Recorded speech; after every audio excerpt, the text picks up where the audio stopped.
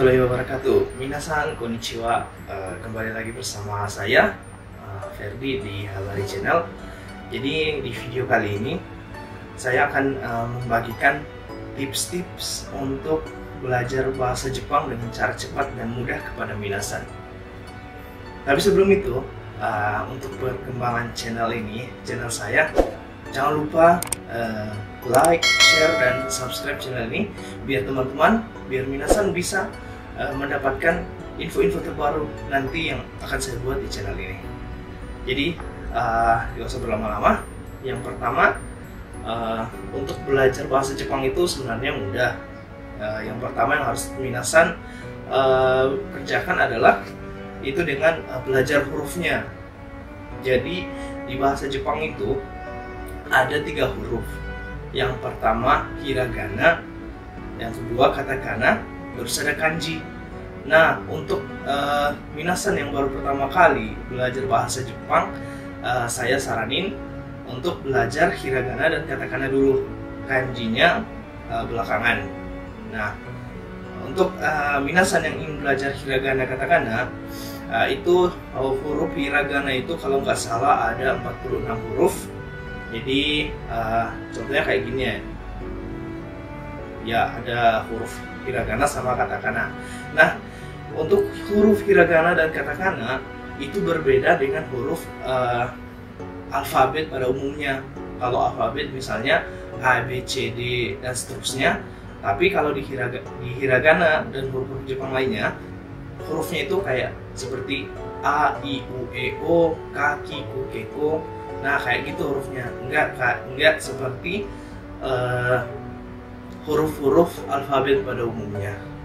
Nah, setelah teman-teman belajar huruf itu, di situ teman-teman harus ada target gitu.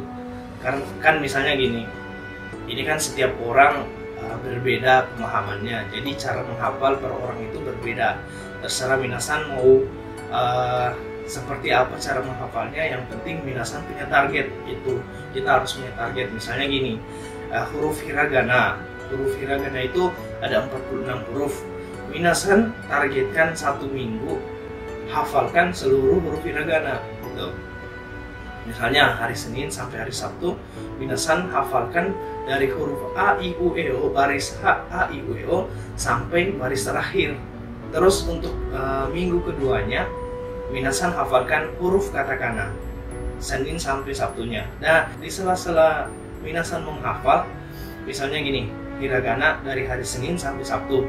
Nah, di hari Minggu itu kita coba bikin kuis sendiri gitu. Misalnya ada huruf-huruf yang berurutan kayak tadi kan, ada huruf hiragana di tabel, terus hilangin secara acak huruf-huruf yang akan nanti minasan isi dengan hafalan minasan sendiri gitu. Nah, dengan begitu minasan bisa tahu. Yang selanjutnya adalah minasan harus belajar menulis gitu. Selain menghafal, minasan harus belajar menulis. Orang Jepang bilangnya gini, istilahnya gini, tangan kita itu sebenarnya punya otak. Maksudnya gini, kalau seandainya minasan sudah terbiasa untuk menulis, walaupun minasan dalam keadaan tertutup mata sekalipun, itu di saat itu tangan akan bergerak sendiri atas perintah otak, bukan? Gitu kan? Jadi makanya orang Jepang bilangnya tangan itu punya otak gitu. Jadi harus kita gunakan otak kita untuk berpikir dan tangan kita untuk menulis gitu. Ini kan kita belajar bahasa yang baru gitu kan. Selain bahasa Indonesia, huruf-hurufnya pun beda, semuanya beda, kosakatanya pun beda. Nah, terapkan seperti kita ini yang baru pertama belajar bahasa Jepang, terapkan kita seperti anak SD. Yang pertama harus belajar menulis gitu, susah-susah dulu lah gitu. Terus setelah itu belajar menulis, diperlancar lagi gitu. Setiap huruf ditulis berapa kali gitu. Itu kan metode-metode yang kita gunakan waktu kita duduk di sekolah dasar dulu gitu kan. Nah, setelah minasan, misalnya target 2 minggu minasan hafal hiragana katakana. Nah, selanjutnya, nah kalau misalnya minasan sudah lancar untuk huruf hiragana dan katakananya, nah selanjutnya minasan coba latihan membaca gitu. Nah, di latihan membaca ini minasan misalnya pengen baca tulisan Jepang yang mudah-mudah aja dulu. Nah, di sini minasan saya saranin untuk menggunakan buku, karena kalau tanpa buku itu kayaknya susah menurut saya sih. Tapi kalau misalnya minasan lebih nyaman ke smartphone ataupun aplikasi-aplikasi bahasa Jepang yang ada di laptop minasan, di handphone minasan, itu nggak masalah, tergantung cara belajar minasan. Karena bahasa Jepang itu semakin dilatih semakin bisa, karena nggak mungkin dia kalau cuma diingat terus nggak ditulis, nggak dibaca, itu nggak dilatih, teman-teman akan stuck di situ aja kemampuan teman-teman. Nah, setelah latihan membaca, nah kemudian selanjutnya adalah latihan menghafal kosakata atau kotoba bahasa Jepangnya. Nah, di latihan menghafal kosakata ini saya punya trik buat minasan gitu. Yang pertama, seharusnya dari awal tadi minasan sudah ngumpulin niat emang suka Jepang gitu. Harus ada satu motivasi kenapa minasan ingin belajar bahasa Jepang gitu. Nah, untuk menghafal kosakatanya, yang pertama, cara pertama adalah minasan bisa gunakan handphone minasan di aplikasi Play Store mungkin, atau di App Store. Itu banyak banget aplikasi yang menyediakan daftar kosakata dasar yang misalnya minasan baru pertama kali belajar bahasa Jepang nih. Di situ disediain beberapa kumpulan kosakata yang bisa minasan hafalkan setiap harinya. Jadi tetap minasan punya target gitu. Nah, selain smartphone, selain elektroniknya minasan, yang kedua kita pakai buku. Kalau saya sendiri lebih nyaman menggunakan pakai buku, karena selain bisa saya lihat langsung, saya juga bisa menulis kembali artinya. Jadi saya menggunakan metode tadi, tangan saya ini harus saya fungsikan gitu untuk bisa menghafal. Itu metode saya. Nah, setelah buku, minasan coba, misalnya kalau minasan suka anime gitu ya, suka anime atau lagu-lagu Jepang gitu.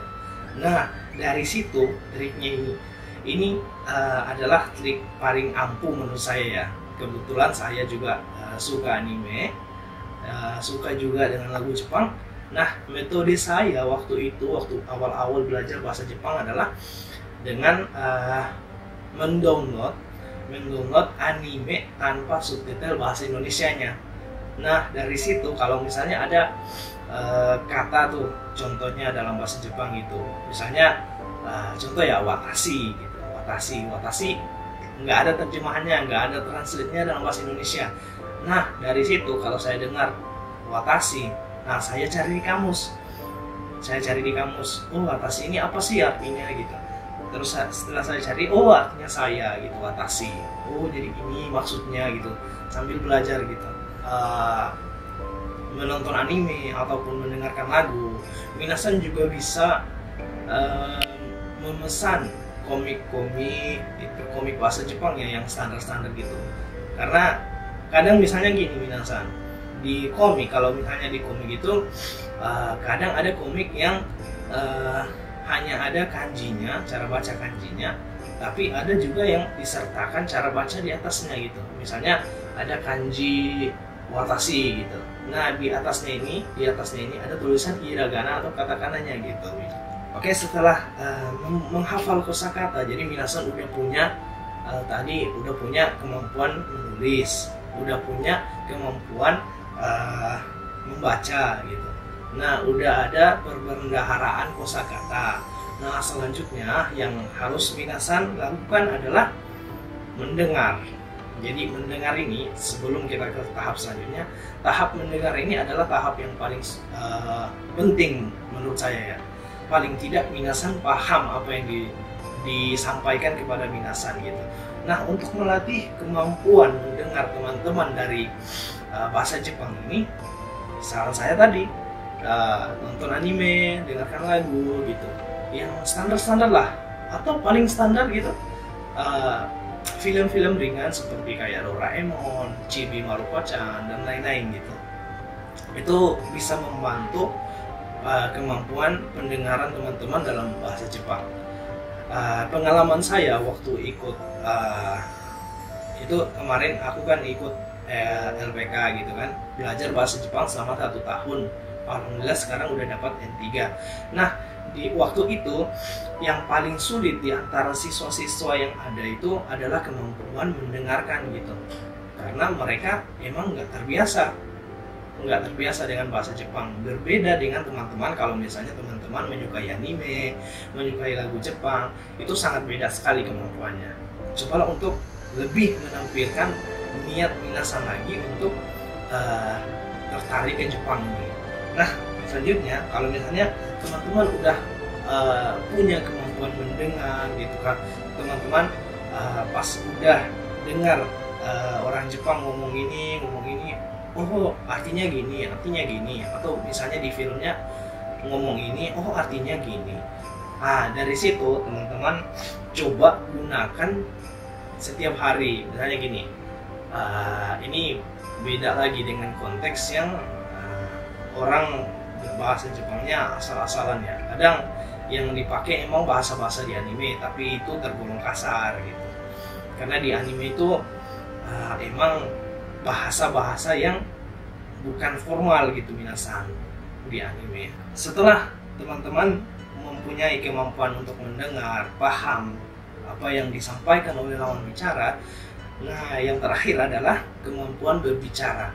Ini adalah kemampuan yang sangat-sangat sulit, karena bagi saya sekarang pun saya ini dengan level bahasa Jepang yang sekarang, untuk percakapan itu saya masih susah gitu minasan. Kayak masih pola kalimatnya itu ya mungkin kosakatanya bisa dipahami oleh beberapa guru-guru saya ataupun teman-teman saya yang asli orang Jepang gitu. Tapi untuk pola kalimatnya kadang masih tertukar-tukar gitu minasan. Nah, untuk cara berbicara ini harus minasan asa setiap harinya, paling tidak sesama teman gitu. Kalau misalnya minasan yang suka dengan anime gitu, sesama teman cobalah perkenalan gitu. Misalnya contoh kan, watashi wa Ferdi desu gitu. Nah, cobalah untuk membiasakan menggunakan bahasa Jepang dalam kehidupan sehari-hari. Dari situ minasan akan terbiasa ngomong gitu. Nah, kalau misalnya teman-teman hanya bicara satu arah aja, hanya teman-teman sendiri yang belajar, itu emang terkesan agak sulit sih. Tapi di luar itu, cobalah teman-teman berusaha cari partner belajar gitu. Paling tidak 1-2 orang gitu untuk kelompok belajar minasan belajar bahasa Jepang gitu. Itu akan lebih mudah, mempermudah minasan gitu. Jadi kita simpulkan, yang pertama tadi ada minasan belajar menulis hurufnya gitu. Terus yang kedua adalah minasan menghafal huruf gitu. Setelah belajar menulis, minasan menghafal hurufnya. Terus yang ketiga adalah minasan belajar membaca, tapi membacanya yang ringan-ringan aja. Nah, setelah membaca, minasan belajar mendengarkan apapun bahasa Jepang yang minasan dengarkan, cobalah untuk mencari arti-artinya. Kalau misalnya minasan udah tahu artinya, itu lebih gampang lagi kan. Terus yang terakhir adalah berbicara.